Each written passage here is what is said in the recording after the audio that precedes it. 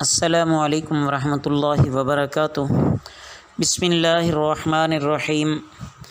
عزیز طلباء، بہشتی زیور کے آج کے سبق میں ہم کھانے کا طریقہ پڑھیں گے۔ گزشتہ سبق میں آپ نے یاد کر لیا ہوگا کہ اولاد کی پرورش کا عنوان چل رہا تھا۔ توجہ کیجیے، جب کھانا کھانے لگیں تو اولاد کو یہ سمجھایا جائے کہ دائیں ہاتھ سے کھانا چاہیے، شروع میں بسم اللہ الرحمن الرحیم پڑھنا چاہیے، اپنے سامنے سے کھانا کھانا چاہیے، اوروں سے پہلے کوشش کی جائے کہ نہ کھائیں، کھانے کی طرف عجیب و غریب نظروں سے نہ دیکھا جائے، جو لوگ کھا رہے ہیں کھانے والوں کے منہ کی طرف بھی نہ دیکھا جائے، بلکہ صرف اپنے کھانے کی طرف توجہ کی جائے۔ جلدی جلدی نہیں کھانا چاہیے بلکہ خوب چبا کر کھانا چاہیے، اور کوشش کی جائے کہ شوربہ وغیرہ جو ہے وہ کپڑوں پہ نہ گرے، اور انگلیاں ضرورت سے زیادہ بھی سالن میں نہیں ڈبونی چاہیے۔ اس کے بعد ہے محفل میں اٹھنے بیٹھنے کا طریقہ، کہ محفل میں جب بچے جائیں تو کیا طریقہ کار اختیار کرنا چاہیے۔ تو اس میں اولاد کو یہ سمجھانا چاہیے، یا طلباء کو، شاگردوں کو یہ سمجھانا چاہیے کہ جس سے بھی ملیں ادب سے ملنا چاہیے، نرمی سے بات کرنی چاہیے، اور اگر تھوک وغیرہ آتی ہے تو کہیں سائیڈ پہ چلے جائیں اور وہاں تھوکنا چاہیے، ناک وہاں محفل میں صاف نہیں کرنا چاہیے۔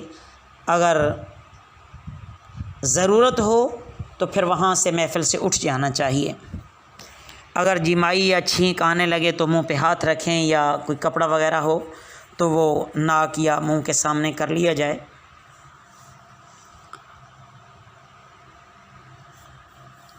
کوشش کی جائے کہ کسی کی طرف پشت نہ کریں، اور پاؤں بھی نہیں پھیلانے چاہیے دوسروں کی طرف،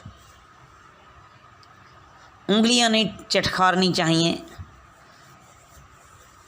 بلکہ کوشش کرنی چاہیے کہ بہت زیادہ نہیں بولنا چاہیے، بلکہ بات سننے کی طرف زیادہ توجہ کرنی چاہیے۔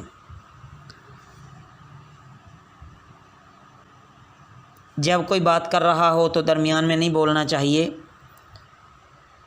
اگر کوئی اوپر سے آتا ہے اور محفل میں جگہ کم ہے بیٹھنے کے لیے تو تھوڑا سا سرک کر اس کو جگہ دے دینی چاہیے، یہ اس کا اکرام ہے۔ جب کسی سے ملو یا کسی کو رخصت کرنے لگو تو اس وقت السلام علیکم کہو، اور جواب میں وعلیکم السلام کہنا چاہیے۔ اس کے بعد آگے عزیز طلباء حقوق کا بیان شروع ہو رہا ہے، کہ لازمی بات ہے جو انسان اس دنیا میں رہ رہا ہے، ہر ایک انسان کے دوسرے انسان کے ساتھ کچھ حقوق وابستہ ہیں۔ تو سب سے پہلے حقوق کے بیان میں ماں باپ کے حقوق آتے ہیں۔ والدین کو تکلیف نہیں پہنچانی چاہیے، اگرچہ ان کی طرف سے کچھ زیادتی بھی ہو جائے تو اس کو برداشت کرنا چاہیے۔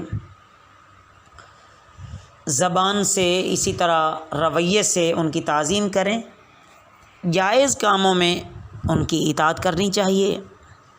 اگر ان کو مال کی حاجت ہو تو ان کی اس لحاظ سے خدمت کی جائے، چاہے والدین کافر ہی کیوں نہ ہوں، اور اگر والدین اس دنیا سے چلے جاتے ہیں تو ان کے لیے دعائے مغفرت اور دعائے رحمت کرنی چاہیے۔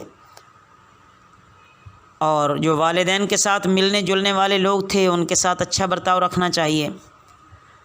والدین کے ذمے اگر قرض وغیرہ ہو یا کسی جائز کام کی وہ وصیت کر گئے ہوں تو اس کو ادا کرنے کی کوشش کی جائے۔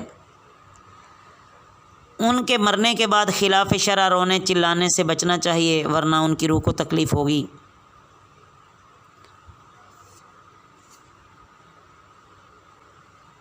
تو یہ چند حقوق بیان کیے گئے ہیں، ان کو اچھی طرح ذہن نشین فرما لیں، اور کوشش کرنی چاہیے کہ والدین کو کبھی اولاد کی طرف سے تکلیف نہ پہنچے، اس بات کا خیال رکھنا چاہیے۔ اللہ رب العزت ہمیں صحیح عمل کی توفیق نصیب فرمائیں، اور اللہ رب العزت ہمیں یہ صحیح یاد کر کے اس پہ خوب عمل کی توفیق بھی نصیب فرمائیں۔ وما علینا الا البلاغ المبین۔